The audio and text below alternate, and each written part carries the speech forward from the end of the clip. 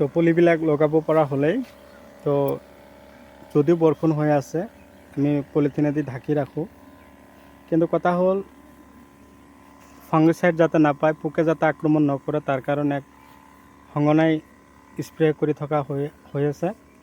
এদিন দুদিন পিছে পিছে একটেৰা, তাৰপিছত এণ্ডোফিল M45 এই ধৰণৰ মেডিচিনবিলাক, ডাষ্টাৰ,